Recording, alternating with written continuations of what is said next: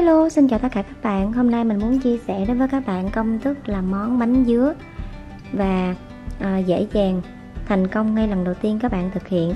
Thì các bạn cần chuẩn bị cho mình. Ở đây thì mình có một trái khóm nè. Sau khi mình đã gọt vỏ xong rồi thì mình cân lại được là 600g. Rồi tiếp theo nữa đó là đường. Ở đây mình có tổng lượng đường là 95g. Thì ở đây mình có 45g đường mình đã xay nhuyễn thành bột như thế này. Tiếp theo nữa đó là mạch nha, bột quế, 2 quả trứng gà, 30g phô mai và bột mì. Mình dùng bột mì đa dụng hoặc là bột mì số 11 nha các bạn, là 160g bột mì. Rồi bây giờ chúng ta sẽ cùng bắt tay vào thực hiện món bánh dứa này nhé. Rồi các bạn sẽ bỏ đi cái lõi khóm nha các bạn. Các bạn cân lại làm sao mà cái lượng khóm mình chuẩn bị ngày hôm nay là 500g là đủ nha. Rồi các bạn cắt mỏng như thế này.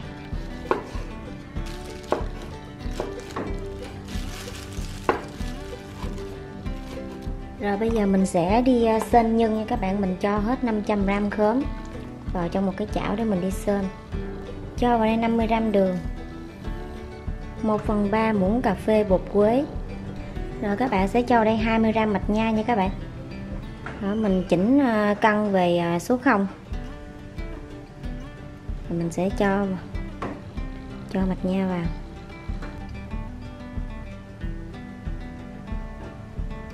Rồi mình cho mạch nha vào đúng 20g nha các bạn. Rồi ban đầu thì các bạn để mức lửa lớn mình sên. Các bạn sẽ sên cho đến khi các bạn thấy là phần nhân của mình nó dẻo lại như thế này, nhưng mà đừng có sên cho nó quá cứng nha các bạn.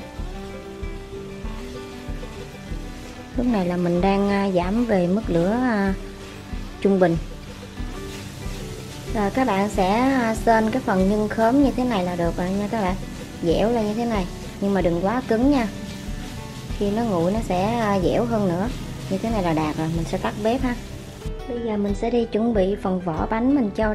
Rồi bây giờ mình sẽ đi chuẩn bị phần vỏ bánh mình cho đây 160g bột mì. Thì như mình đã nói ban đầu thì nếu như các bạn không tìm mua được bột mì đa dụng thì các bạn có thể là tìm mua bột mì số 8 hoặc là bột mì số 11. Rồi đây là 45g đường bột, tức là đường các bạn xay cho mịn như thế này. Thì mình cho đây 45g. Về độ ngọt thì các bạn có thể là tùy ý tăng hoặc là giảm nha. Rồi các bạn chuẩn bị một cái thao khác cho mình. Bây giờ thì mình sẽ cho vào đây là 70g bơ lạc. Rồi tiếp theo sẽ là 30g phô mai. Hôm nay mình dùng phô mai con bò cười nha.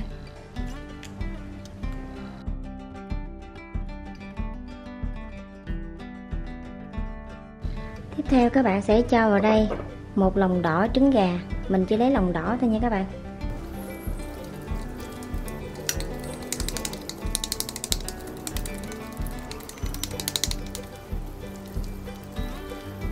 Rồi bây giờ các bạn sẽ cho hỗn hợp đường và bột. Mình sẽ cho qua một cái rây thế này để cho bột được mịn nha.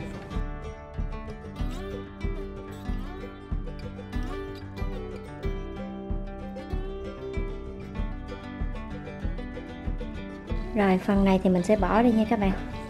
Rồi bây giờ mình sẽ trộn bột nha các bạn. Rồi bây giờ chúng ta sẽ cho vào đây là 40g sữa. Chúng ta sẽ cho từ từ vào nha.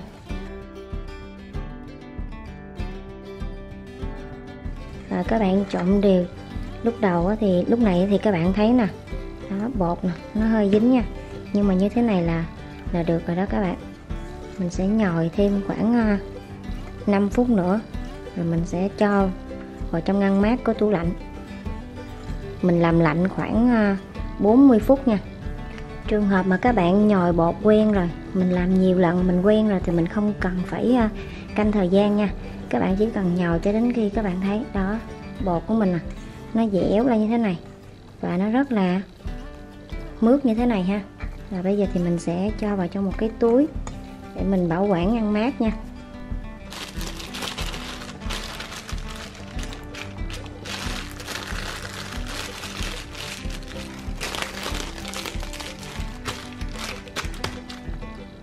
Rồi bây giờ nhân cũng đã nguội rồi, bây giờ mình sẽ đi chia nhân thành những phần bằng nhau. Bây giờ mình sẽ cho cái phần nhân là 10 gram và phần vỏ sẽ là 20 gram. Mình nhín một chút cũng không sao nha các bạn. Rồi mình thoa một ít dầu vào trong bao tay rồi mình sẽ vo tròn lại. Rồi đây là nhân khóm, mình đã chia ra những phần bằng nhau như thế này, không dư không thiếu luôn nha các bạn, vừa đủ luôn. Thì bây giờ thì mình sẽ để nhân sang một bên, mình cũng sẽ đi chuẩn bị cái hỗn hợp để mà mình quét lên mặt bánh. Rồi đây là quả trứng gà, còn lại mình cũng sẽ lấy lòng đỏ thôi, mình không lấy lòng trắng nha. Rồi các bạn cho vào đây khoảng 1 muỗng canh sữa tươi. Rồi đây là bột mình đã cho vào trong ngăn mát có tủ lạnh đó các bạn, được 40 phút rồi. Bây giờ thì mình cho ra nha, cho ra ngoài cái thảm nhồi bột nè. Mình nhồi sơ lại rồi mình cũng phân ra thành những phần bằng nhau. Đó, mình cho vào tủ lạnh. Rồi bây giờ các bạn sẽ nhồi sơ lại. Rồi các bạn nhồi sơ lại như thế này là được rồi. Bây giờ mình sẽ đi phân bột nha. Rồi bây giờ mình sẽ chia phần vỏ bánh thành những phần bằng nhau. Thì mình cân cái phần vỏ là 20 gram nha. Rồi do mang bao tay hơi khó nên mình sẽ rửa tay thật sạch rồi mình sẽ đi tạo hình bánh nha. Mình sẽ vo tròn bột nè. Sau đó thì mình sẽ ấn dẹt như thế này để mình cho nhân vào.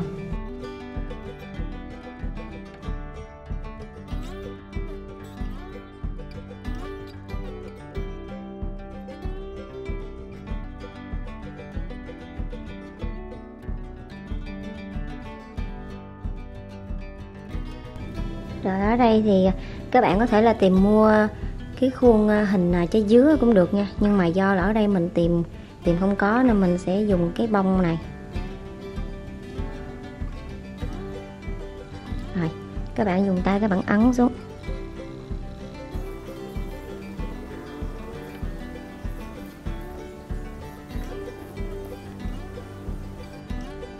Như vậy là mình đã có được chiếc bánh dứa đầu tiên.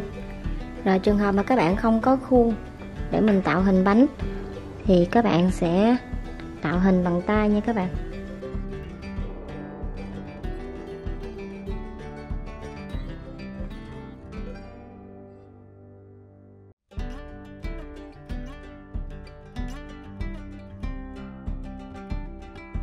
Rồi đây là những chiếc bánh mình đã tạo hình xong nha các bạn. Rồi đây là hỗn hợp sữa tươi và lòng đỏ trứng gà. Bây giờ thì các bạn sẽ quét một lớp mỏng lên trên những chiếc bánh này. Các bạn quét một lớp mỏng thôi nha, không nên quét quá dày. Nếu mình quét dày quá thì bánh mình nó sẽ dễ bị nứt đó các bạn.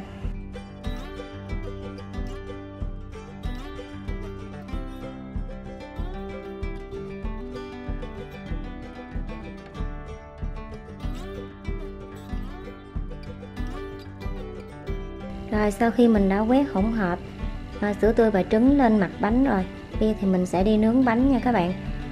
Bởi vì bánh này thì cái phần nhân mình đã làm chín rồi, cho nên là chủ yếu là mình đi nướng bánh để cho chín cái lớp bên ngoài, tức là cái lớp vỏ bánh thôi. Cho nên là cái thời gian nướng bánh cũng rất là nhanh nha các bạn. Rồi bây giờ các bạn sẽ cho vỉ bánh vào tầng giữa của lò nướng nha.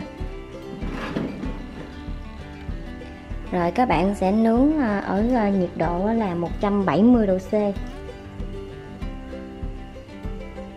Rồi mình để chế độ bình thường không quạt và nướng lửa trên lửa dưới, và trong thời gian là 15 phút. Thì tùy theo nhiệt độ của mỗi lò mà các bạn có thể là tùy cơ ứng biến, mình điều chỉnh làm sao cho bánh của mình nó đạt được cái nhiệt độ ưng ý nha. Rồi hết thời gian ha các bạn. Wow. Rồi. Thì các bạn nên lưu ý một điều nữa là khi mà các bạn lấy bánh ra khỏi lò nướng thì các bạn nhớ là mình sẽ cho bánh lên cái vỉ. Đó, mình cho bánh lên cái vỉ để tránh trường hợp là mồ hôi á các bạn. Mồ hôi nó sẽ nó động lại khiến cho bánh của mình nó bị mềm và không còn giòn nữa. Bánh này thì nó vẫn còn hơi nóng nóng nè, khi nó nguội lại thì nó sẽ còn giòn hơn nữa đó. Đó, mời các bạn nha. Bây giờ mình bẻ ra nè. Đó, nhân bên trong ngon chưa? Quá ngon luôn ha. Rồi như vậy là chúng ta đã thành công với công thức là món bánh dứa đó các bạn. Với công thức này thì mình tin chắc là những bạn lần đầu tiên thực hiện cũng sẽ dễ dàng thành công nếu như các bạn xem kỹ video của mình ngày hôm nay. Và các nguyên liệu mình chia sẻ ở công thức này cũng rất là dễ tìm mua. Các bạn có thể là tìm mua ở bất cứ các chợ cũng như là siêu thị nào. Và để biết được là món bánh dứa của mình có thành công hay không thì khi ăn các bạn sẽ thấy là các bạn sẽ cảm nhận được là cái vỏ bánh bên ngoài thì giòn, xốp, không phải là giòn cứng nha các bạn, giòn xốp. Và cái nhân bên trong thì dẻo và có cái vị chua chua ngọt ngọt vừa phải, và đặc biệt là không quá ngán. Rồi nếu như các bạn cảm thấy yêu thích công thức là món bánh dứa của mình ngày hôm nay thì đừng quên cho mình một like và đăng ký kênh ủng hộ cho mình, cũng như là chia sẻ cho thật nhiều bạn bè để biết thêm một công thức nữa về cách làm món bánh dứa này nhé.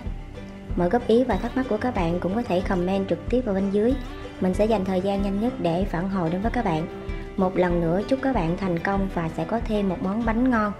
Cảm ơn tất cả các bạn đã theo dõi. Hẹn gặp lại các bạn vào những video tiếp theo. Bye bye.